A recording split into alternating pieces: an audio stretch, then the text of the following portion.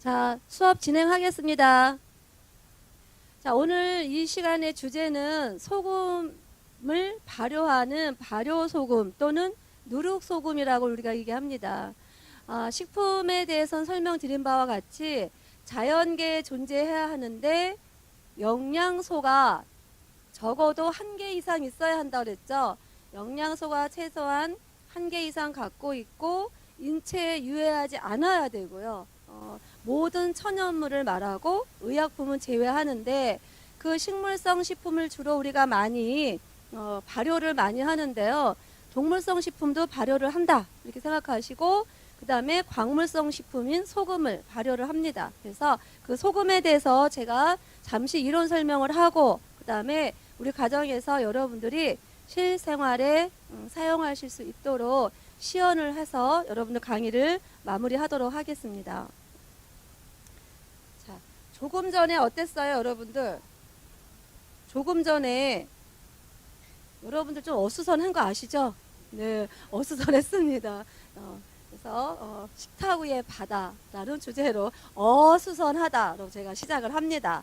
자, 소금은 우리가 일반 식염이라고도 하고 화학명은 염화나트륨이라고 합니다. 그래서 NaCl이라고 여러분 많이 들어보셨죠? 그래서 그 NaCl에서 가장 짠맛을 나타내는 것이 잘 알고 계신 나트륨이라는 거예요. NA라고. 그래서 나트륨을 말하고요. 동물에게는 소금이 생리적으로 우리가 필요합니다. 그래서 그 소금이 우리 인체에서 체액에 의해서 존재하는 여러 가지 삼투압 작용을 우리가 유지하는 구실을 우리 소금이 한다는 거죠. 그래서 인간의 혈액 속에는 우리 여러분들 그 혹시 이제 상처 입었을 때 한번 맛을 보셨나요? 약간 짭조름하죠. 네. 그 혈액에 0.9%의 염분이 있기 때문이라는 거 말씀드리고요. 소금의 역사, 우리의 세상의 빛과 소금이 되어라 하는 그 역사와 관련돼서 하루에 1g 정도는 섭취하는 것이 우리 인체에 적용이 되어 있다고 합니다. 소금의 역사는 이렇게 좀 넘어가고요. 자, 소금 하면 저희가 실습을 해야 하기 때문에 이제 설명을 드리면 천일염, 여러분 다 알고 계신 천일염 아시죠? 천일염 하면 신안 앞바다, 여주 이천쌀하고 똑같습니다. 여주 이천쌀 그렇게 세상에 많이 나올까요? 1년에 재배하는 것이? 그런데 1년 내내 여러분 마트나 뭐 이렇게 구매하러 가보시면 다 여주 이천쌀 항상 있지 않던가요? 네, 소금도 마찬가지예요. 천일염 하면 대부분 어딜까요?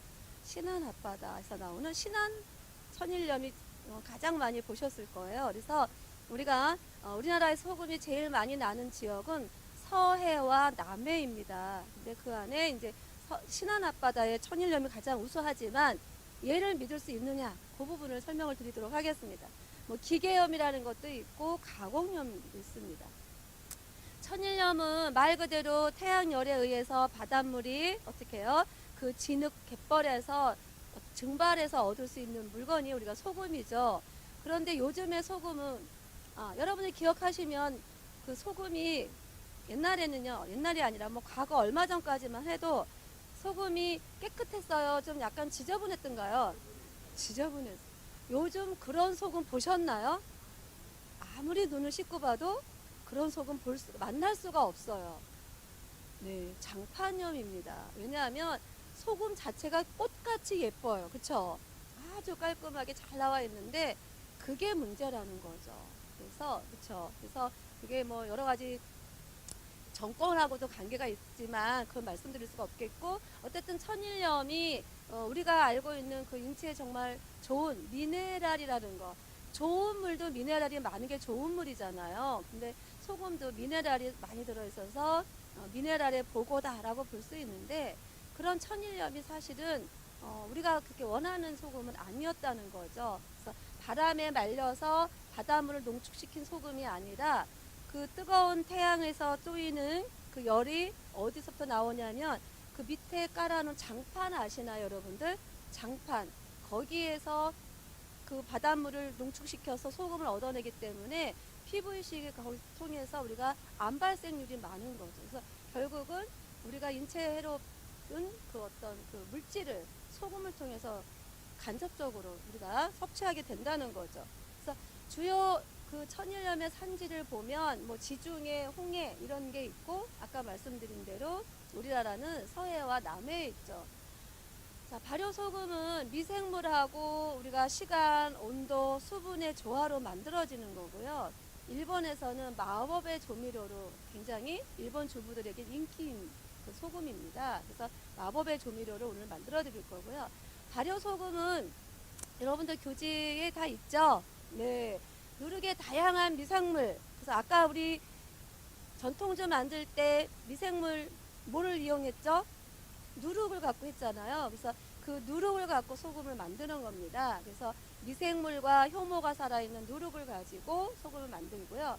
그래서 누룩에 전분과 소금을 넣어 발효시키면 누룩 속에 있는 유용한 미생물들이 우리 인체에 좋은 효과로 나타날 수 있다고 합니다. 그래서 누룩은 우리가 밀로 만드는 경우가 있죠. 그래서 그 밀에서 얻을 수 있는 탄수화물, 단백질.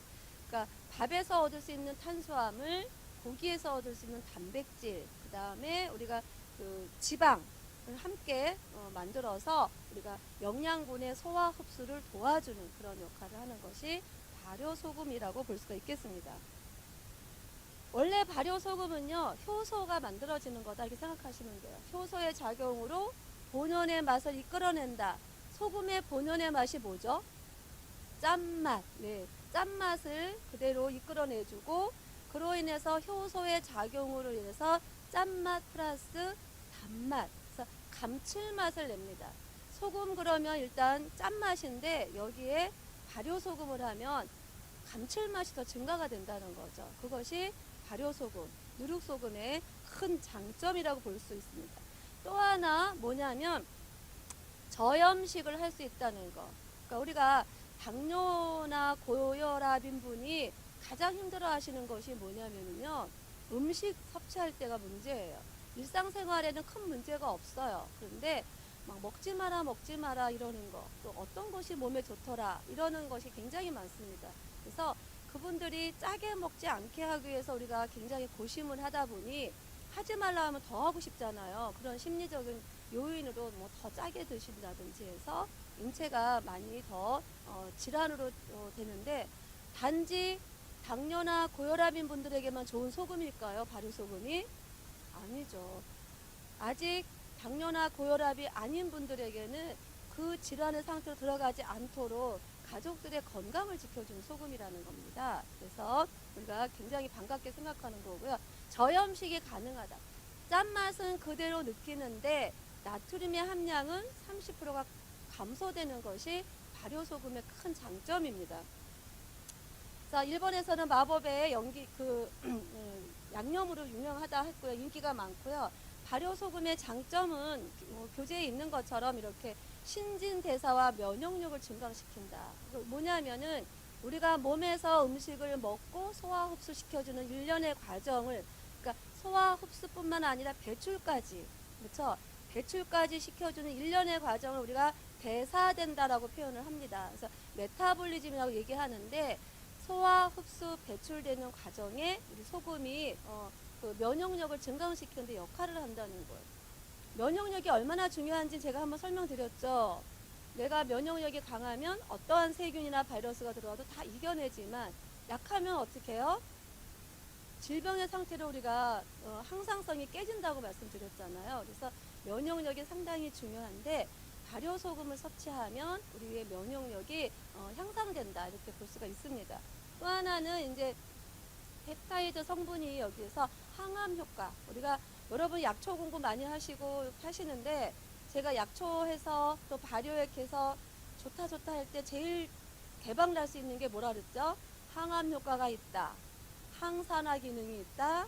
항노화된다. 이렇게만 하면 주변 분들이 너도 나도 나 이거 좋다 이렇게 하신다고 했잖아요. 그래서 그 중에 하나인 항암 효과가 있다는 거고요. 그 다음에 무가당, 설탕 성분은 없는데 당분의 단맛을 느낄 수가 있고 짠맛은 있으나 염도가 낮은 저염식이 가능하다 이렇게 볼 수가 있습니다. 그래서 소금에, 그러니까 일반 소금이 여기에 제가 준비해 갖고 왔는데요. 이런 소금에 비해서 나트륨 함량이 30%는 낮아진다는 거죠. 그리고 감칠맛, 그러니까 단맛이 우러난다는 거죠. 그래서 사용할 수 있는 발효 소금에 대해서 설명드리고요. 우리나라 사람들이 짜게 음식 드신다는 거 다 알고 계시죠? 세계보건기구에서 보니까 2배 이상의 섭취를 하고 있다고 합니다. 그래서 그 권장 섭취량의 2배로 섭취하기 때문에 여러 가지 질환에 노출된다. 그래서 우리가 저염식이 중요한 건강에 나름 그 지름길이다 이렇게 볼 수가 있습니다. 자, 난 짜게 안 먹어 이러는 분들도요. 눈에 보이지 않는 소금을 섭취하고 있더라. 하다못해 돌쟁이도 소금을 먹고 있더라. 뭘까요? 돌쟁이가 하루에 0.2g의 소금을 먹고 있더라. 이렇게 볼 수 있어요. 아이가 먹을까요? 치즈에서. 네. 여러분들 피자 좋아하세요? 저희 어저께 경희대학교가 축제였거든요. 근데 어제가 비가 오다가 한 2시간은 멈췄다가 저녁에 10시 넘어서 저희 어저께 12시까지 학교에 잡혀 있었거든요. 축제하는데 아이들 집에 갈 생각을 안 해요. 늦게 들어오는 딸 야단치지 말아야겠다라는 생각을 집에서 12시에 애가 안 들어오면 굉장히 늦게 오는 것 같잖아요. 막 걱정되고 그러는데 그런 현장에 있으면요. 그냥 7시도 안 된 것 같아요. 분위기가. 그래서 제가 어제 생각을 했죠. 아, 늦게 와도 야단치지 말아야겠구나. 8시, 9시, 10시가 되니까 점점 더 모여드는 거예요. 축제장에. 도대체 얘들이 집에 갔다 다시 오는 건가 싶을 정도로 이렇게 해서 이제 왔는데 뭘 많이 먹느냐. 빈대떡 이런 거 안 먹고요. 피자 시켜 먹더라고요. 그래서 그 피자에 치즈 늘어지는 그 아름다운 곡선을 바라보면서 먹는 치자. 저 같으면 빈대떡이 더 좋거든요. 저 세대는 빈대떡과 막걸리를 먹었으면 좋겠는데 물론 준비는 되어 있었긴 해요. 근데 인기가 없더라고요. 그리고 맥주와 그 다음에 치맥이에요. 네. 그래서 그렇게 했는데 일단 왜 그 얘기를 드리냐면 돌쟁이 아이들이 우리가 모르게 치즈를 먹으면서 섭취량 이상으로 소금을 섭취한다는 그 얘기 이해가 되시죠? 네, 그렇게 먹고 있고요. 네, 아이들 뭐 치즈 한 장에 0.5g의 소금이 들어있더라 이 얘기는 이제 여러분. 그래서 우리는 평상시에 눈에 보이지 않는 소금을 이미 많이 섭취하고 있다 이 이야기입니다. 건강을 위해서 이제 여러분들 거기 보시면 뭐 1세에서 3세 있는 2g 먹어라. 어른들은 10g 이하로 섭취해라 이렇게 되어 있어요. 근데 더 정확하게는 6g 정도를 섭취하는 것이 건강에 아주 이상적인 소금 섭취량이라고 볼 수가 있겠습니다. 그래서 6g을 섭취해야 되는데 한국 음식은요 어떻게 해요? 짜고 맵고 뜨거워야 맛있다 우리 그렇게 표현하잖아요. 싱거우면 뭐라 그래요? 에이 맛없다, 네 맛도 내 맛도 아니다 이렇게 얘기들 하지 않으세요? 그런데 건강을 위해서는 정말 그런 상태가 정말 건강에 좋다 이렇게 볼 수가 있겠습니다. 자, 건강에 좋다는 거 우리 현대인들 너무 많이들 하세요. 그쵸? 잘 먹어야 되겠고 튀김 음식 많이 먹으면 안 되겠고 과식하면 효소가 많이 쓰이니까 소식해야겠고 너무나 잘 알아요. 그쵸? 많이들 하시는데 건강을 위해서 운동도 하시고 그렇게 하시지만 우리가 1 더하기 2는 얼마예요? 1 더하기 2는 3 더하기 20은 곱하기 365. 이렇게 엉킵니다. 머리가. 엄청나요. 곱하기 100. 그 다음에 곱하기 0 하면 뭐예요? 0. 네. 0이 되거든요. 그러니까 건강에 좋다는 여러 가지를 다 여러분들이 나름대로 하셔도 짜게 드시면 어떻게 된다? 제로가 된다. 이해되시죠? 그러니까 우리가 싱겁게 드셔야 된다는 거 인지하시기 바랍니다. 자, 그래서 먹기 전에 나트륨 함량을 확인하는 습관 들으시는 거 굉장히 중요해요. 그런 거 생활화하라는 건데 우리 음식이요. 발효식품이 참 좋긴 한데 뭐가 단점이냐? 짜다는 거. 그래서 여러분 아시겠지만 짠 음식 대표적인 게 뭐예요? 간장, 된장, 김치, 뭐 찌개, 국, 뭐 그런 거. 그 다음에 장조림, 굴비, 자반고등어. 여러분들 그 다음에 소세지나 햄 같은 경우에는 어떠세요? 짜다는 느낌 별로 없이 우리가 그냥 평상시에 드시잖아요. 그 자체로 이미 짭니다. 네, 그래서 아까 아무리 좋은 거 10가지, 100가지 하더라도 짜게 드시면 나의 건강 상태는 제로가 된다. 네, 항상 유념해 주시길 바랍니다. 네. 그래서 우리가 또 저도요 나이가 먹다 보니까요 어느 날 이렇게 저녁에 가면은요 갑자기 흰 쌀밥에 새우젓 아무 양념 안 한 핑크색 그냥 색깔 약간 분홍빛 깨끗한 새우젓에다 밥을 먹고 싶을 때가 있어요. 네. 그 친구가 이제 전화가 와서 통화하다가 아우 나 빨리 집에 가서 새우젓에다 밥 먹고 싶다. 가장 먹고 싶은 흰쌀밥에다 콩 섞이면 안 돼요. 그럴 때는. 그랬더니 너는 어떻게 입이 이렇게 싸냐? 왜 이렇게 근데 그렇게 젓갈이 좋아지는 거예요. 저희 친정 아버지나 어르신들이 젓갈 좋아하시면 젊었을 때는 저게 뭐가 맛있을까 했는데 젓갈이 너무 좋은 거예요. 창난젓, 명란젓 뭐 없어서 못 먹어요. 근데 점점 이렇게 짜야 입에 맞고 절임류가 좋은 거예요. 근데 그게 이제 나이가 들었다라는 증거여서 그때 절제를 해야 되는데 여러분들도 절제하셨으면 좋겠어요. 여러분들도 그런 생각 있으실 때 있으셨어요? 네. 많죠? 저만 그런 거 아니죠? 네. 근데 어쩌다 한 번은 그렇게 먹어도 될 것 같아요. 1년에 한 번 먹고 싶은 거 먹고 그 다음에 이제 뭐 좀 노력을 더 하면 되겠죠? 네. 자, 그래서 우리가 보이지 않는 젓갈류가 이렇게 또 장아찌류, 절임류 이런 것들이 우리 식생활에 너무 밀접하게 있기 때문에 우리 민족들이 좀 이렇게 짠 음식에 익숙하다 이렇게 말씀을 드립니다. 배추김치 5g 얼마 안 돼요, 여러분. 한 접시 그냥 뭐 거의 다 한 끼에 다 먹지 않아요? 근데 60g 먹어야 소금을 5g 섭취하는 효과 그 어떤 상황이 된다는 거예요. 그러니까 얼마나 우리가 짜게 먹을까요? 그렇죠? 자반고등어 한 토막에 2.5g 소금. 여러분 한 토막 갖고 되나요? 반마리 정도는 먹어줘야 식사한 것 같지 않으세요? 네. 요즘에 가서 반마리 한 토막 나면 좀 속상하잖아요. 반마리 정도 먹어주면.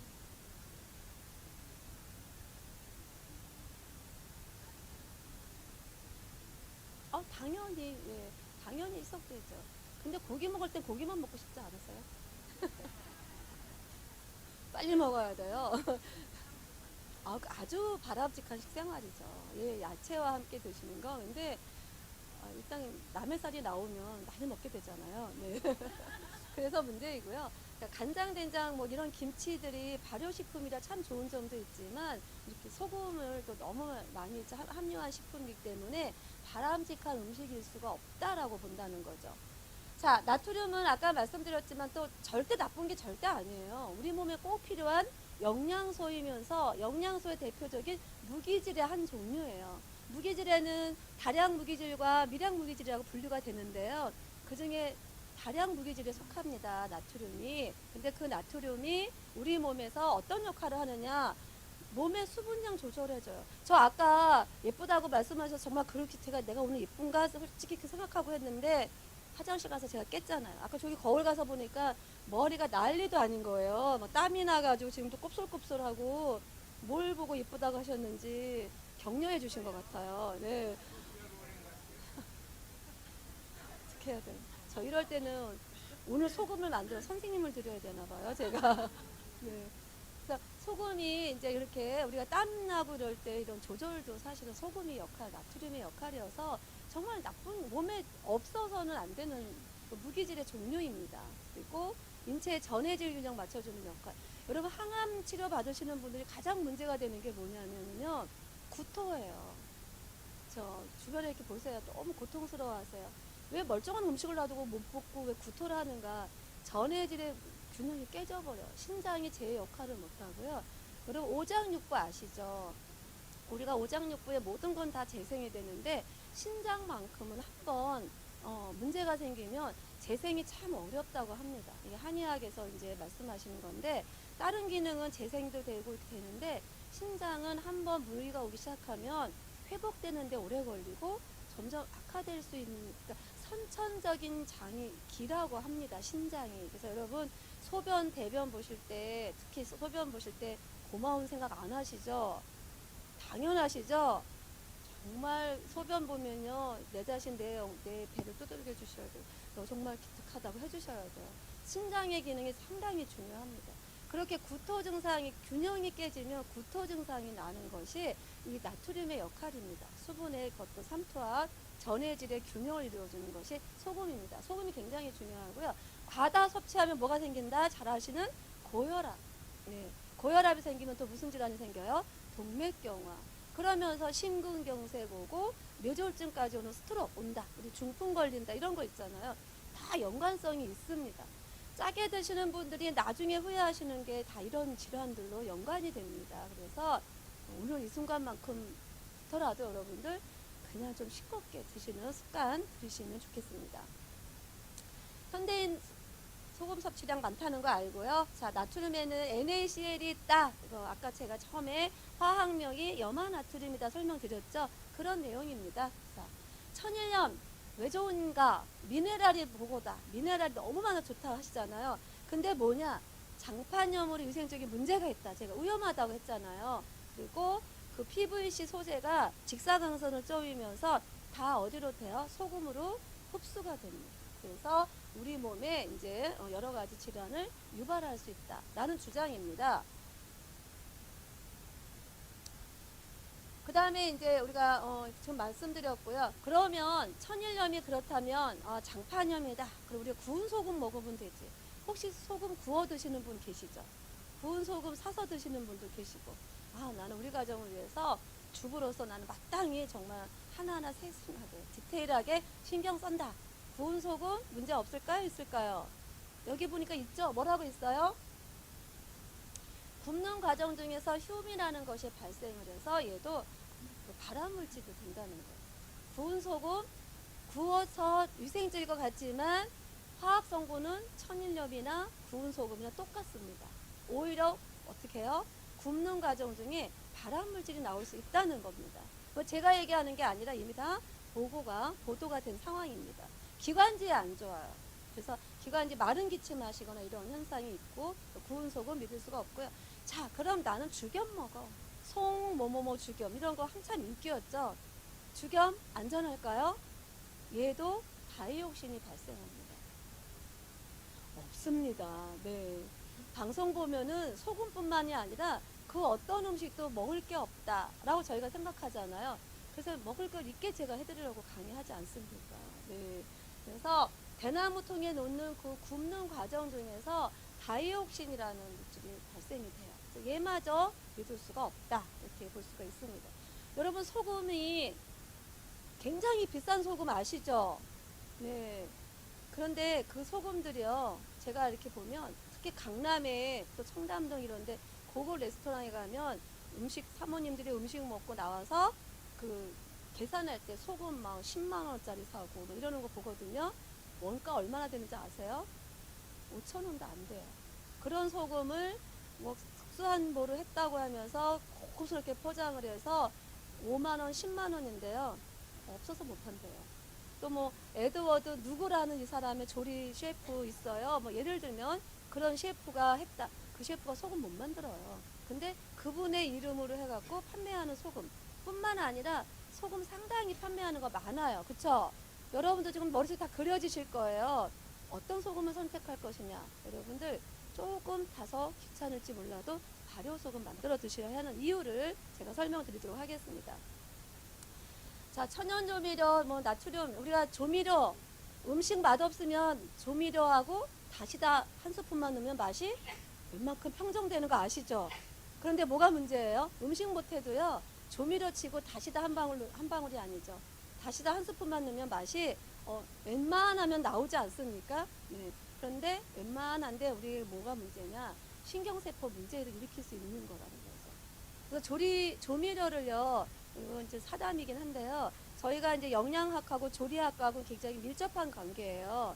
그래서 제가 조리사 시험 감독을 나가거든요. 이렇게 여러분 조리사 시험 아시죠? 한식, 양식, 일식, 중식, 그 다음에 보고 요리는 특수예요. 그래서 제가 산업인력공단에 시험 문제 출제위원 하면서 그 조리사 시험 감독도 가면 교수 한 사람, 그 다음에 그 호텔에 있는 그 셰프, 과장님들 한 분, 이렇게 두 분이 일조가 돼서 감독을 하는 거예요. 혹시 조리사 시험 보신 분 계세요? 여기 계셔요? 네, 가보면 이렇게 감독하는 분들이 계시죠?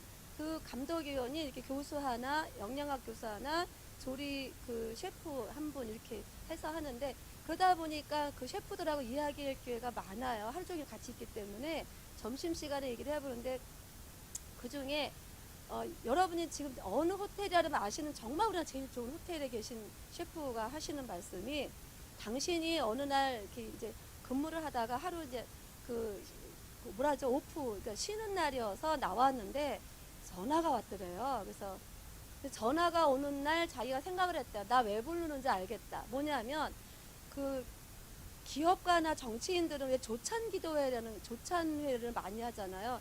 그러고 나서 식사를 하는데 이 셰프가 자기 부르는 순간 나 왜 부르는지 알겠다 싶어서 들어가기 전에 조미료를 몇 그램 넣어 가지고 갔대요. 맞아. 뭐냐면은 그 셰프는 조미료로 맛을 내서 그분들이 입맛에 맞는 거예요. 근데 우리 엄마들이 해주면 음식이 맛있다가도 조미료 안 넣으면 쌉싸름하잖아요. 근데 조미료만 넣어보세요. 맛이 맛있잖아요. 호텔에서도 그런 상황이 정말 있었던 거래요. 그래서 그분이 이제 연락을 받고 그 다음에 가서 뭔지 아니까 조미료를 탁 이렇게 넣고 가루해서 드렸더니 다들 이 맛이야. 역시 뭐가 오늘 저기가 바꾸셨군 이렇게 얘기하는 거예요. 굉장히 아이러니컬 하잖아요. 조미료가 그런 겁니다. 그래서 건강을 위해서는 그러나 드시면 안 된다는 일화가 있습니다. 네. 왜 그러냐면요. 그런 조미료가 왜 안 좋으냐면 나트륨, 신경계에 문제를 일으킬 수 있다는 거예요. 우리가 미쳐버리면 안 되잖아요. 그렇죠? 어느 순간 나도 모르게 차츰 그런 상황으로 갈 수도 있다. 그래서 다소 맛이 없다고 하더라도 안 하고 조미료, 천연 조미료 사용하시는 게 좋다. 이 말씀이고요. 그로 인해서 비만이라든지 당뇨라든지 요즘에 그렇게 아토피가 많잖아요. 그렇죠? 이런 것들이 거의 다 이런 어떤 조미료에서도 나올 수 있다. 이렇게 볼 수가 있겠습니다. 알러지 반응 강요한다. 자, 여러 가지 이제 했고요. 발효소금은 이제 보존성이 향상이 있는데 요거 설명 들어가기 전에 이제 만드는 방법부터 먼저 할게요. 화학조미료 많이 먹으면 이런 현상이 있다는 거 아시죠? 골다공증, 뼈의 밀도가 낮아지는 상태를 우리가 골다공증이라고 하는데, 나이가 들면 저도 키가요 1.5cm 줄었다고 말씀드렸나요? 아니요. 나이 들면요 몸에서 뭐가 빠져나가요? 칼슘이 빠져나가요. 그래서 키가 줄어들어요. 저도 키가 정말 믿고 싶지 않은데 1.5cm가 아무리 열심히 챙겨 먹었거든요. 제가 1.5cm가 줄었어요. 근데 어디 가서 쓰라고 그러면 저 항상 옛날 키 적죠. 몸무게는 늘고 몸무게는 줄이고 키는 그대로. 또 어떤 때는 1cm 더 늦게 더 쓸 때도 있어요. 근데 사실은 칼슘이 빠져나가면서 키가 줄어들고요. 정말 칼슘이 많이 빠져나가는 극한 상황에는 15cm까지 키 줄어요. 정말 극한 상황 실제로 있어요. 여러분들도 조심하셔야 돼요. 저도 조심한다고 했는데도 1.5가 줄었더라고요. 아주 충격적이었습니다. 저도. 그래서 골다공증 유발하는 거. 그러니까 어르신들이 넘어지면은 잘 이렇게 부서지 골절이 되지만 어린아이들은 어때요? 그냥 멍들고 말잖아요. 그게 골의 밀도가 이렇게 단단하기 때문에 그런 차이가 있는데, 화학조미료 많이 섭취하면 이런 그다음에 장기가 섭취하면 그 무서운 암에 노출된다 이렇게 보는 거죠. 뭐 집중력도 감소가 되고 미각도 감소가 된다. 이런 내용들은 다 아시는 거기 때문에 넘어가고요. 이제 실제 만드는 방법입니다. 그러면 뭘 먹으란 말이냐? 어떤 소금을 먹어야 되느냐? 단연코 발효소금을 드셔라. 뭐냐? 쌀누룩이 있어야 되고요. 이제 핵심을 말씀드릴게요. 여태까지는 소금은 필요하지만 우리 몸에서 삼투압 작용과 전해질을 균형을 이루어지긴 하는 필수적인 우리가 그 무기질이지만, 그러나 많이 섭취할 때 문제가 생기더라 말씀드렸잖아요. 그래서 여러 소금을 다 살펴봤는데 각각의 문제가 있다. 그래서 어떻게 하느냐? 우리가 소금을 발효해서 섭취하는 것이 도움이 된다는 거죠. 그래서 쌀누룩이 200g이 있어야 되고요. 제가 여기 이제 200g을 재어 갖고 왔거든요. 이 쌀누룩은 솔잎에 싸서 만든 거예요. 그래서 아까도 제가 잠깐 여러분들에게 그 누룩을 사실은 먼저 공부를 저희가 학습을 하고, 그 다음에 전통주를 만들고, 그 다음에 식초를 만드는 것이 발효식품을 그래도 조금 이해하는 데 도움이 되시는 건데요. 누룩 만드는 시간은 저희가 없었기 때문에 아까 했던 그런 밀누룩으로 하시면 소금이 간할 때 누룩만 나면 여러분 음식의 맛이 문제가 생길까 안 생길까요? 그래서 발효소금 할 때는 반드시 쌀누룩으로 하셔야 돼요. 네, 그래서 쌀누룩 강조했고요. 그 다음에 소금은 3년 이상 간수 빠진 거가 좋아요. 70g이면 요거거든요. 제가 70g을 일단 아예 이렇게 담아왔어요. 이게 천일염 간수 빠진 거예요. 이거를 준비하시고, 그 다음에 이제 물은 제가 아까 선생님 보셨는지 모르죠. 뜨거운 물, 찬물을 가져왔거든요. 약간 미지근한 물을 200cc 준비를 하시면 됩니다. 자, 왜 미지근한 물로 하냐면은 미생물로부터 오염되거나 잡균을 제거하기 위해서 일단 끓인 물을 식히는 거예요. 사실은 끓인 물을 식혀서 60도 이하로 만드는 건데, 여기서는 그렇게 할 수가 없기 때문에 제가 정수기에서 끓인 물을 한 80% 찬물을 가져와서 제가 지금 식혀놓고 있는 겁니다. 여기 보시면 200cc를 지금 식혀놓고 있거든요. 자, 이렇게 해서 준비를 하고, 자, 재료는 여러분 교재 다 있죠? 쌀누룩 200g, 이거 보시면 돼요. 200g, 그 다음에 물은 200cc, 제가 뜨거운 물 식혀서 200cc, 그리고 소금은 3년 간수가 빠진 천일염으로 70g, 요걸 갖고 만드는 거예요. 어떻게 하느냐, 천일염에 제가 손을 닦고 왔는데, 아까 닦고 오는 거 보셨죠? 닦고 왔는데 이 마이크를 잡아서 조금 불안하긴 한데, 그래도 제가 할게요. 자, 어떻게 하냐면, 그 다음에 용기가 필요한데요. 용기는 요 정도 크기, 제가 지난번에 말씀드렸죠? 요 정도 크기가 딱 좋아요. 너무 커도 안 좋고 너무 작으면 하면서 문제가 생겨요. 그래서 요렇게 제가 이제 소독을 해온 겁니다. 그래서 용기가 필요하고, 이제 하는 방법을 먼저 설명드리고 시연을 해드릴게요. 천일염에 식힌 물을 넣는다. 그러니까 천일염을 여기다 넣고 식힌 물, 그러니까 끓여서 잡균을 제거한 끓인 물을 여기다 소금에다 넣고, 그 다음에 뭐를 넣어요? 쌀누룩 200g을 넣는 겁니다. 그렇게 한 다음에 손으로 비벼줘야 돼요. 아까 전통주 할 때는 쌀알이 깨지지 않도록 손을 이렇게 약간 오므려서 이렇게 계속 해줬잖아요. 얘는 두 손으로 비벼줘야 돼요. 그래서 두 손으로 비벼줘서 누룩이 가라앉을 때까지 저어준다. 그 다음에 뚜껑을 닫지 않고 어떻게 한다고요? 살짝 덮어준다. 실습할 때 제가 보여드릴 건데 설명만 먼저 들으세요. 그 다음에 이제 7일간 상온에 둔다. 그 말은 그냥 일반 온도에 여기다 두신다는 거예요. 일주일간. 그리고 겨울에는 사실 10일간 두셔야 돼요. 근데 일주일간 둔다. 그 다음에 매일 해야 할 일은 하루에 한 번 잘 소독된 막대기나, 저 같은 경우는 저기로 해요. 젓가락을 가스레인지에다가 한번 이렇게 부숴서 식힌 다음에 그걸로 저어줘요. 그렇게 대나무 수저 좋죠. 네, 그런 소독된 수저나 이런 거로 한 번만 저어주세요. 골고루. 그리고 7일이나 열흘 된 다음에는 믹서기에 한번 살짝 갈아줘야 돼요. 그 이유는 이따가 설명 다시 한번 드릴게요. 갈아주고 반드시 어디에 보관하고 사용하셔야 되냐면 냉장고에. 왜 그럴까요? 수분 흡수. 또 그렇죠. 예.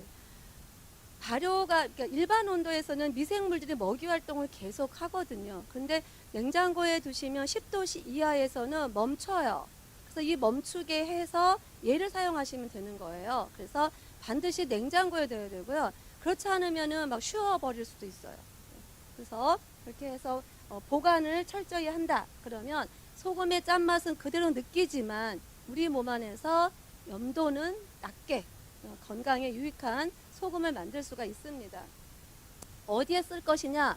나물이나 국이나 샐러드에 다 사용하셔도 돼요.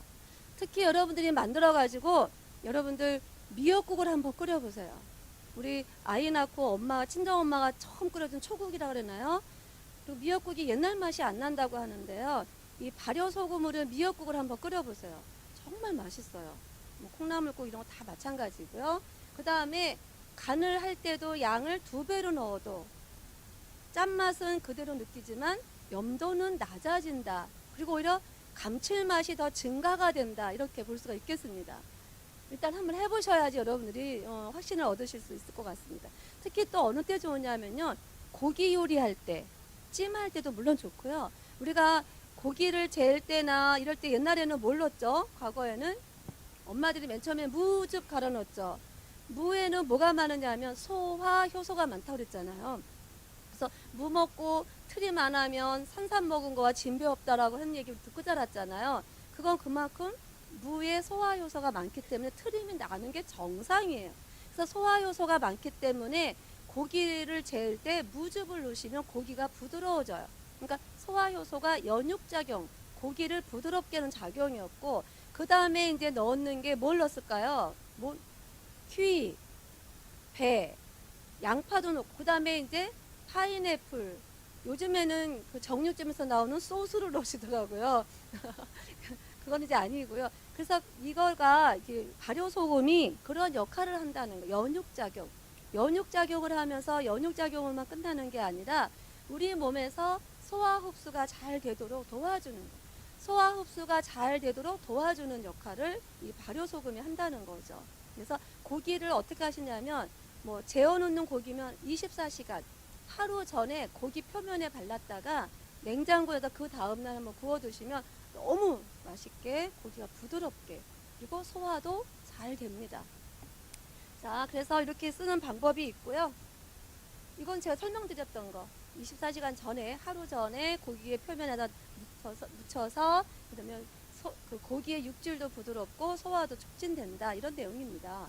천연 연육작용 닭고기에도 이렇게 해도 좋아요. 닭고기도 연계는 좀 부드러운데 왜 오래된 닭들 어떻게 유난히 질긴 닭들이 있죠. 그런 닭들. 네. 네. 그래서 일단은 만드는 걸 제가 지금 하도록 하겠습니다.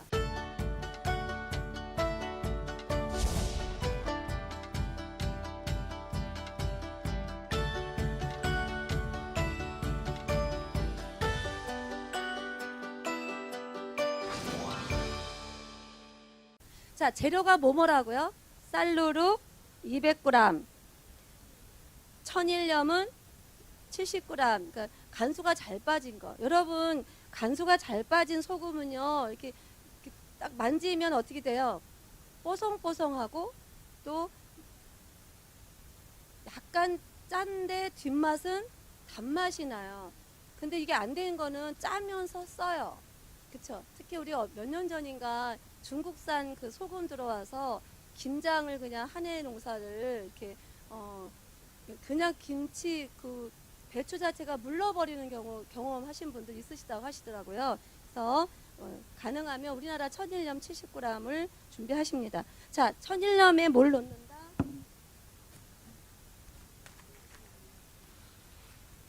네. 자, 식힌물입니다. 식힌물을 넣고요. 이렇게 넣어주고 그 다음에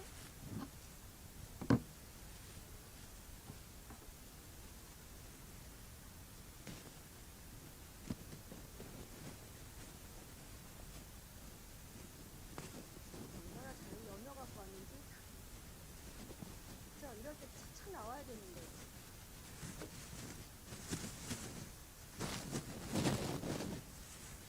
또 했네.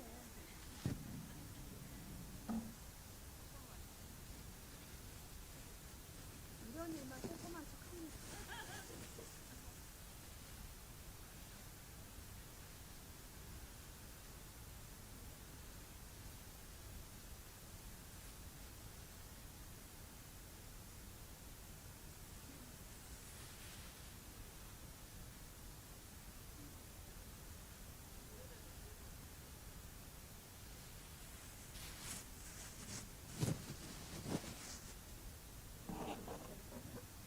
자, 여기다가는 이스트 넣는 거 아닙니다. 이 누룩 자체가 효모와 미생물들이 살아있는 거예요. 얘를 놓고 이제 어떻게 한다 그랬죠? 두 손으로 비벼서 반드시 어떻게 해요? 체온으로 활성화시켜줘야 돼서 위생장갑을 끼지 않는다입니다. 제가 누가 마이크 좀 잠깐. 제가 하는 손 닦고 와야 되는 손 닦고 오긴 했는데.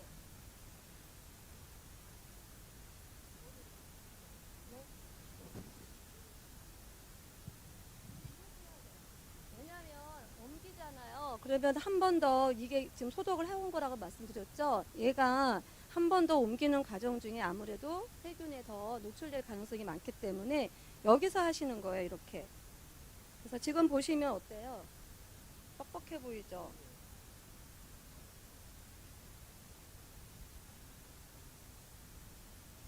그리고 손으로 이렇게 비벼 주셔야 돼요. 손으로 활성화 시켜 주는 거거든요. 이렇게 해서 얼마를 해야 되느냐? 10분에서 20분. 근데 시간이 좀 많이 걸리겠죠? 그러니까 원래는 이렇게 누가 옆에서 해주시면 제가 이제 이거에 대한 거 설명을 들으면서 저는 이제 설명을 해드리는 게 편하거든요. 옮기면 오히려 이중일이에요. 이렇게 여기서 지금 좀 불편해 보이긴 해도 이렇게 조금 이제 생기죠. 이렇게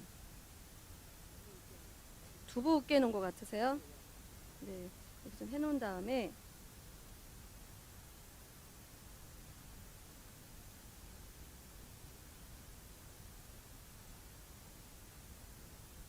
아까보다 이제 물이 생기죠.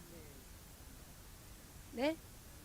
쌀누룩은 이제 그 인터넷에 치시면 밀누룩으로 하면 뭐가 난다고 그랬죠? 냄새가? 누룩 냄새가 나요. 그래서 그 인터넷에 치시면 1kg인가? 얼마지? 1kg에 10,000원 정도? 아니, 네. 더 마실 수도 있어요. 맛이 있을 수도 있어요. 왜냐하면, 네? 순하다고 표현할 수도 있고, 제가 오늘 아까 전통주 한 거는 정말 기본을 말씀드린 거고요. 술에는 그 단양주라는 게 있고, 이양주, 밑술 담아서 하는 것도 있고, 그 다음에 삼양주라는 것도 있습니다. 그래서 그 여러 가지예요. 그래서 그 쌀누룩으로 하면 술 맛이 더 나을 수도 있고, 네. 더 색깔이 고울 수도 있고. 제가 단호박주도 뭐라 그랬죠 아까? 찹쌀내면 훨씬 단맛이 있다. 네.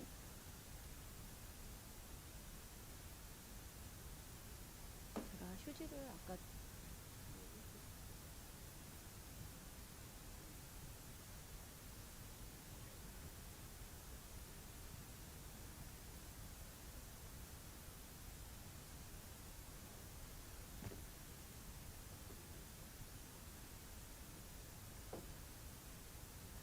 얘가 쌀누룩이 아주 수분이 거의 없는 상태를 내가 가져와서 이래요. 네?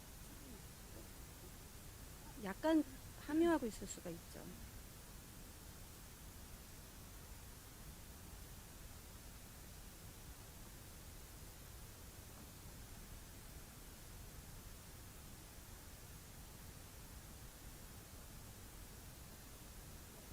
누가 물방울 얘기하셨어요? 물방울 생기는 거 어떻게 하세요?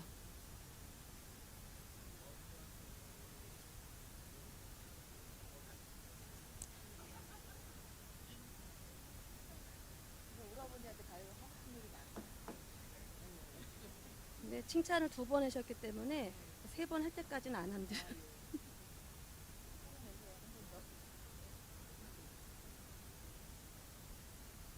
지금 아직 안 돼요. 왜냐면 내 손이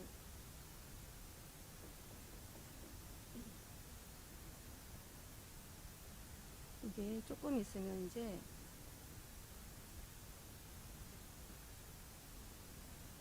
상태가 되고요. 이렇게 이게 왜냐하면 옮기면 옮기는 만큼 뭐가 되냐면 세균이 많이 들어서 이게 잡균이 들어가서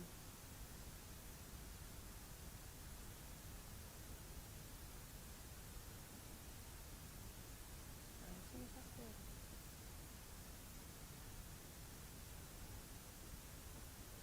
이닥 그거 그거 놔두면 얘가 지금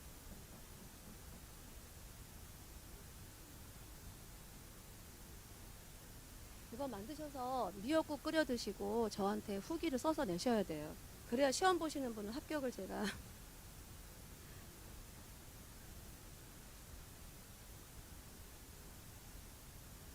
음,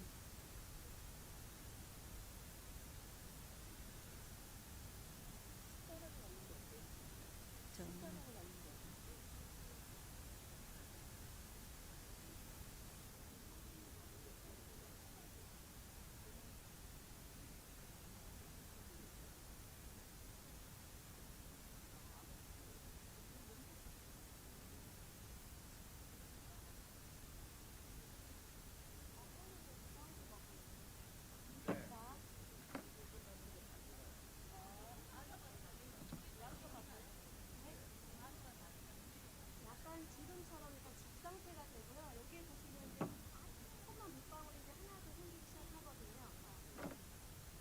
지금 보시면 여기에 이제 작은 물방울이 지금 생기고 있어요. 근데 제가 사실은 한 5분 정도 더 이렇게 비벼줘야 되는데 여러분 시간하고 또 맞춰야 되기 때문에 제가 했습니다만 일단 활성화는 다 시켰어요. 또 항상 손으로 하는 게 좋고 제가 어디 다른 곳에 가서 이제 준비를 하면 그곳에서 뭘 반드시 준비해 놓느냐 하면요.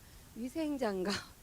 꼭 위생장갑 준비해 놓으시더라고요. 그래서 위생장갑 필요 없다. 그리고 우리가 김치할 때도 어때요? 손으로 할 때가 맛있거든요. 태 무슨 장갑 이런 거 끼고 하면요. 옛날에 그 맛이 안 나잖아요. 그쵸? 그래서 김치할 때도 내 손에서 나오는 나의 그 세균과 이런 세균이면 안 되죠. 손에서 나오는 여러 가지 좋은 미생물들이 맛을 좌우합니다. 손에서 뭐가 나온다고요? 그렇죠. 그게 이제 지라고 설명하실 수 있는 거죠.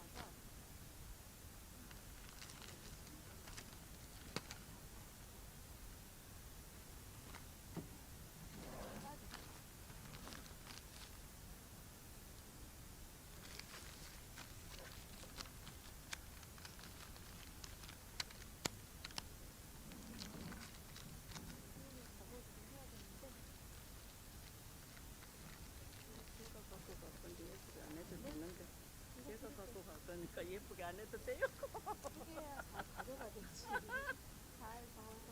예.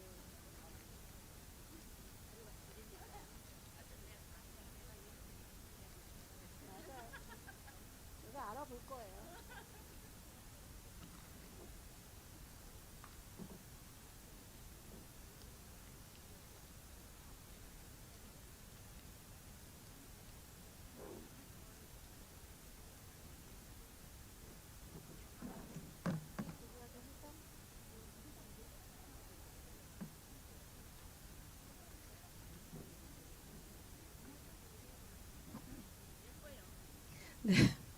예쁘다고 하시니까.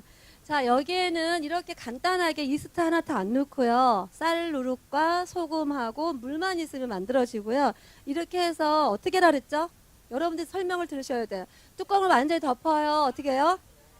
이렇게 덮은 듯만 아니면 이렇게 해 놓으셔도 돼요. 이렇게 해서 놓고 그 다음에 얼마 동안 저어주라 그랬죠? 매일 며칠간 하루에 한 번씩. 자. 그러니까 일반 이런 온도에서 그러니까 제가 아까 설명을 미리 드린 이유를 아시겠죠? 설명을 한번 드리고 실제로 하고 끝난 다음에 한번 해 드려야 그래야 정확하시지. 그렇게 안 하면 나중에 또 혼동이 되세요. 그래서 지금 다시 한번 이렇게 뚜껑을 반만 덮어두는 걸로 하고 매일 저어준다잖아요. 매일 저어주고 어느 온도에서요? 일반 온도에서 일반 상온 또는 실온이라고 표현을 할 수가 있겠죠. 이렇게 하고 그 다음에 일주일 후에서 아니면 10일 후에 어떻게 하라 그랬죠? 그냥 두는 게 아니라 믹서기에 살짝만. 왜냐하면 이 그 누룩의 입자가 골고루 똑같지 않기 때문에 한번 갈아줘야 그 염도가 똑같이 배분이 되는 거예요. 그래서 하고 그 다음에 냉장고에 보관하셔야 돼요. 냉장고에 보관하시고 그리고 저 같은 경우는 어떻게 하냐면 그 냉장고에서 쓸 때마다 어떤 외부에 있는 숟가락이나 이런 거 들어가면 아무래도 아무리 내가 깨끗하게 하더라도 처음에 것만은 하지 않아요. 그래서 믹서기에 갈아서 이렇게 몇 개의 통에다 놓고 안 쌓을 거는 저 끝에다 집어넣고 조금 사용할 것만 앞에 놓고 사용하시면 돼요. 왜냐하면 위생적이지 않을 수가 있기 때문에 그래서 이렇게 사용하시면 됩니다. 이거 어려우세요? 소금 만드는 거 너무 간단하죠. 그리고 소금, 염화나트륨이 발효가 된다는 것에서 사람들이 다 생각을 잘 못해요. 그래서 제가 이거 강의하면서 유튜브에도 많이 올라와 있고 그 다음에 인터넷에도 많이 돌아다녀요. 쌍화 발효액, 또 이 발효 소금, 그리고 저희가 이제 벤처대학원 대학교에서 석사 박사를 지도를 하는데 이 발효 소금 배워가지고 좀 소금을 만들어서 판매하는 제자도 있어요. 아마 이렇게 발효 소금 치면 이제 판매하는 회사가 나오고 있습니다. 그래서 아우 귀찮아 나 못 만들겠어 그러면 한번 어딘가에서 나오고 있으면 사용해 보시면 너무 좋을 것 같습니다. 자, 정리를 해 드릴게요. 안 보고 한번 해볼까요? 쌀누룩 몇 g이었죠? 200g, 물 200, 소금은 네, 1001lem인데 3년 이상 된 게 가장 좋은데 없으면 할 수 없고요. 1년 이상도 상관없어요. 70g을 넣고 소금에다 뭘 넣죠? 물을 넣고 누룩을 넣은 다음에 15분 정도 두 손으로 비벼준다. 그리고 난 다음에 창호지나 면보로 덮고, 꼭 창호지 아니어도, 이거 색깔 있는 창호지고요. 대부분 창호지 하면 다 흰색이잖아요. 근데 좀 여러분들 선택을 하시고 꺼즈를 덮으셔도 돼요. 그러나 완전히 덮지 말고 반만 덮고요. 그리고 하루에 한 번은 저어주는 거, 저어주고 일주일이나 열흘 되면은 믹서기에 갈아준다. 네. 냉장고에 넣어서 조금 사용한다 하는데, 제가 이제 오늘 제가 이렇게 혼자 했지만 우리 학생들 20명이면 20명 이렇게 똑같이 하잖아요. 나중에 발효 상태 보면 알아요. 할 때 이걸 왜 하는 거야 하면서 막 입이 쑥 나와갖고 하는 사람, 그 학생 거를 일주일 후에 열흘 후에 오잖아요. 그러면 교수님 제 거는 왜 이래요? 그래요. 제가 안다 그랬죠 미리. 할 때 얼굴 봐놔요. 너는 이랬고 너는 이랬고, 기쁘게 하는 아이 있고 그냥 왜 하는지 모르겠고, 뭐 했는지 마는지 그냥 할 수 없이 하는 아이 있고, 다 틀린데요. 나중에 발효된 상태 보면 틀려요. 정말 틀려요. 근데 제가 미리 얘기 안 해준다 그랬잖아요. 왜냐면 너는 고를 내서 그때 발효가 안 될 거야 미리 얘기해 주면 안 돼요. 그냥 자연스럽게 해요. 그러면서 하고 난 다음에 가져오면 벌써 자기들이 알아요. 그래서 여러분들이 왜 그 말씀을 드리냐 하면 정성껏 하시라는 말씀이에요. 정성껏 하시고, 그리고 뭐 10만 원짜리 소금 사서 우리 가족 못 먹인다 이러지 마시고요. 이거 만드는 방법 너무 간단하지 않아요? 뭐가 문제냐면 쌀누룩 때문에 문제실 거예요. 쌀누룩은 제 기억으로는 저도 사잖아요. 저도 사서, 근데 이거 지금 말씀드리니까 몇 분은 많이 만들어갖고 한 석 달 동안 나는 안 하고 그냥 써봐야지 이런 분 몇 분 계시는데요. 그냥 한 달에 한 번 정도? 2개월에 한 번 정도 만드셔서 사용하세요. 너무 오랫동안 또 있으면 냉장고 여닫는 그런 어떤 그 여닫는 거에 따라 온도 변화가 좀 있을 수 있잖아요. 그래서 저는 그냥 한 2달에 한 번 정도 이렇게 만들고, 많이 한 말은 사가지고 내가 동생도 주고 뭐 누구도, 지금 그런 마음들 가지시는 분 몇 분 계세요. 제가 딱 눈빛을 보니까 해주고 싶은 마음이 막 눈빛에 있으세요. 근데 해주실 줄 때가 더 기쁜 거 아시죠? 받는 기쁨보다 정말 주는 기쁨이 더 크더라고요. 근데 꼭 해서 주신다기보다 먼저 여러분들이 해서 사용해 보시면 좋겠습니다. 자, 상온에서 믹서기에 갈아 놓는 이유 드렸죠? 입자가 고르지 않기 때문에 샥 한번 한 2, 3초 믹서기 싹 갈아서 통 조그만 데다 몇 가지를 이렇게 해가지고, 그런 통들 많죠? 30초까지 가지 마세요. 그냥 한번, 요새 믹서기 성능이 너무 좋아서 그냥 한번 샥 돌리면 그냥 다. 그래서 여러분들 사용하시면 좋습니다. 그러면 이제 여기에 천연 연육작용 한다는 거 아까 말씀드렸고요. 냉장 보관하는 거 알죠? 잘못 보관하면 신맛도 나고요. 그리고 정말 주의하실 거는 밀누룩으로 하면 정말 누룩 냄새 너무 많이 나요. 그래서 반드시 쌀누룩으로 하시고, 인터넷에 사서 하시면 제 기억으로는 1kg면 택배비가 나와서 13,000원이었나? 그리고 3kg 이상이면 택배비가 없나? 뭐 이런 그런 것 같아요. 그래서 그 여러분들끼리 사셔서 나눠서 하시면 훨씬 저렴하고, 네. 1kg 사면 5분이 하실 수 있겠네요. 예를 들면, 네. 그렇게 비싸지 않은 것 같은데.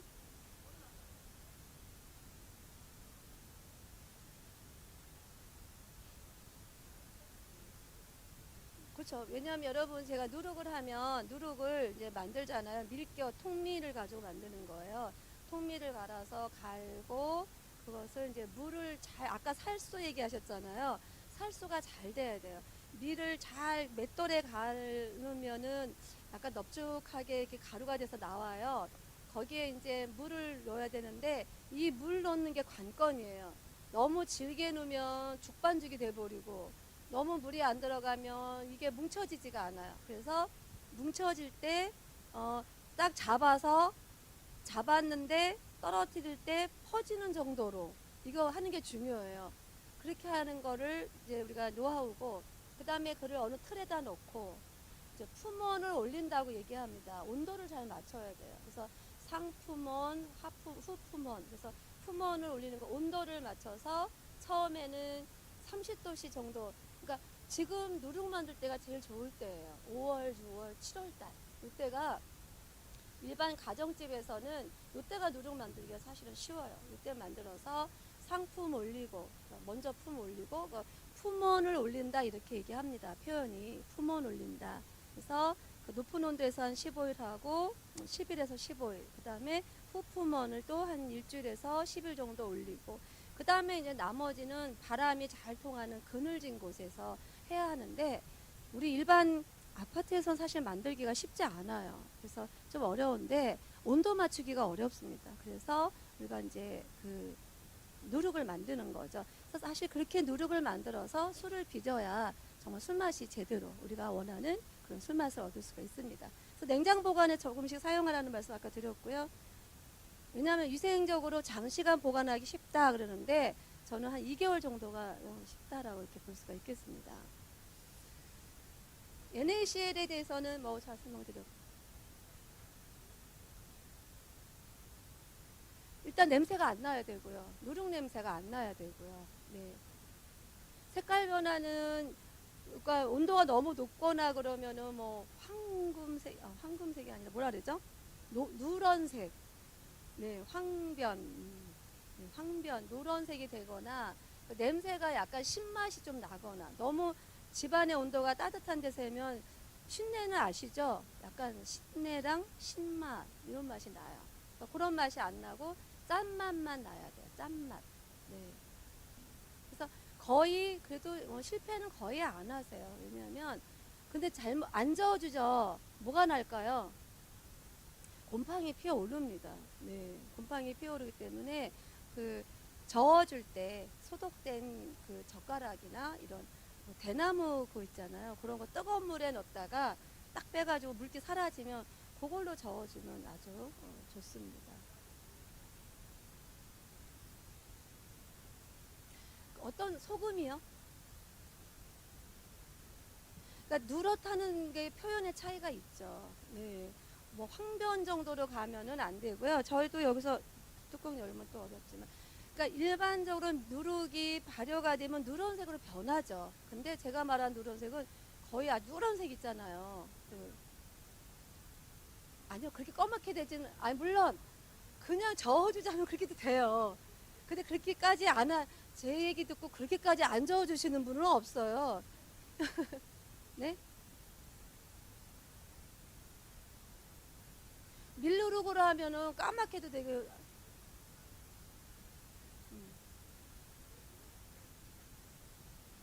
누렇다는 그 표현에 좀 차이가 있다는 말씀을 드리는 거죠. 누런데 너무 누르면요 얘는 신맛에 가까워 가요. 그러니까, 네. 발효가 잘 못 될 수 있다는 거죠.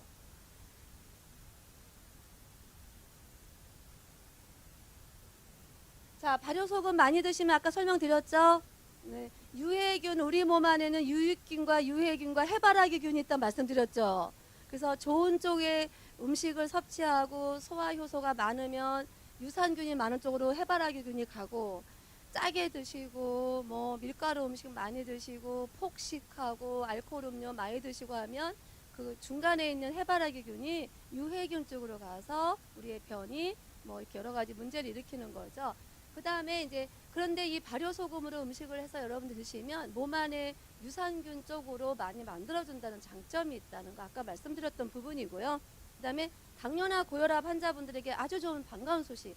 짜게 먹지 마라 했는데 짜게 드셔도 염도는 낮다는 거죠. 네, 그런 장점이 있고, 또 그런 고혈압이나 당뇨인 분에게만 좋은 것이 아니라 현재 반건강인의 상태, 또 우리 건강인의 상태에서 계속 짜게 드시면 우리는 다 고혈압에 들어가실 수 있어요. 당뇨에 걸릴 수 있고. 그런 일반인들에게 더 좋은 소금이라는 거죠. 네. 그 다음에 쌀누룩은 그 아까 찹쌀이나 이 맵쌀을 가지고요 쪄가지고 밟아서 이렇게 솔잎에 그 뭐라 그러죠? 품원을 올리는 거예요. 제가 그림이 있는지 모르겠어요. 솔잎에 싸서 이건 없고, 그 우리 쌀누룩이 일본에서는 시오코지라는 이름으로 불린다. 그래서 살균된 그 일본식 쌀누룩을 가지고 만든다. 그냥 일반에서 보관하셔야 돼요. 일반 상온에서. 예. 이게 시오코지인데요. 멀리서 보이시나요?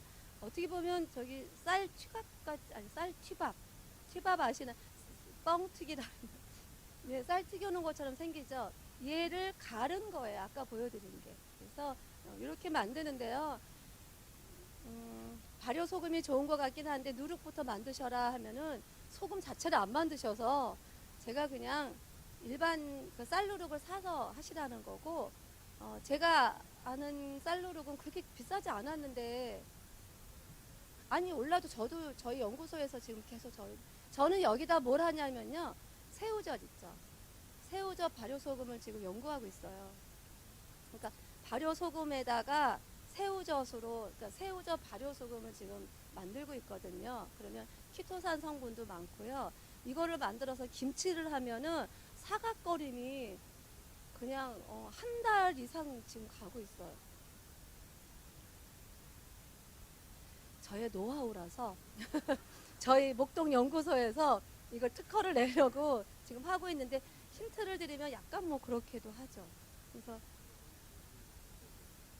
그렇게 되기를. 두바이에 이걸 수출하려고 지금 두바이에 김치를 수출하는데요. 그 김치가 이렇게 가다가 적도를 넘어가는 순간 온도 변화가 확 돼서 음식물들이 터지거나 막 이런데요. 그래서 제가 이 발효소금을 연구를 해서 이 발효소금을 김치를 해보니까요, 정말 사각사각하고 맛있는 거예요. 근데 제가 요걸로는 안 해봤어요. 솔직히 말씀드리면 이거 갖고 김치는 안 해봤어요. 이 누룩소금 갖고 김치는 안 해봤는데, 이 누룩소금에다가 제가 새우젓을 발효한 거를 발효 새우젓 소금이라고 제가 이렇게, 이름이 좀 어떻게 된 고민을 하고 있지만, 어쨌든 현재까지 개발한 상태로는 굉장히 김치 맛이 좋아요. 그리고 왜 그 아삭거림, 텍스처가 굉장히 좋습니다. 그래서 여러분들이 다시 저를 한번 또 불러주신다면 제 그 노하우를 다음에는 발효 새우젓 소금 해드리는 걸 해도록 하겠습니다. 그것도 이렇게 어렵지는 않아요. 근데 그거는 해서 건조를 시켜요. 이거는 그냥 왜 해서 냉장 보관해서 사용한다 그랬잖아요. 발효 새우젓 소금은 건조를 시켜요. 그래서 언제든지 이렇게 들고 다니면서, 예, 굉장히 맛있고요. 딱 소금을 먹으면 새우젓 냄새가 나는 듯 하면서 짠맛인 거예요. 근데 그걸로 김치를 하는 게 너무 좋고, 두 번째는 고기에 왜 이렇게 소금 뿌리시잖아요. 근데 그 자체가 굉장히 고기를 바로 부드럽게 해줘서, 어느 곳에서는 이제 와달라고는 하는데 아직 제가 그런 신분이 못 돼서 못 갑니다. 여러분들이 뜻이 있으시면 여러분들하고 함께 연구해서 특허를 해서 저희가 좀 잘 살아보도록 그런 기회를 한번 만들 수 있었으면 너무 감사하겠습니다. 저도. 그래서 일단 저도, 그리고요, 뭐든지 배우시는 분이 계속 배우세요. 네. 내가 뭔가 제가 이제 많이 경험을 해보잖아요. 이렇게 다녀보면 늘 배우시는 분들이 배우시고, 안 배우시는 분들은 그거 뭐하러 배워? 그거 다 아는데. 아유, 그거 뭐 도움이 되겠어. 이러시거든요. 근데 여러분들은 제가 말씀드렸지만 정말 자아 실현에 대한 욕구가 강하신 분들인 것 같아요. 예, 그래서 여러분들이 이렇게 좋은 날 이렇게 강의 들으시고 뭔가 이렇게 새롭게 배우시는, 너무나 여러분들이 훌륭하다고 저는 생각합니다. 자, 여러분 오늘이 아니죠. 다음 주에 하지만 이 시간까지 강의 경청해 주셔서 진심으로 감사합니다. 고맙습니다.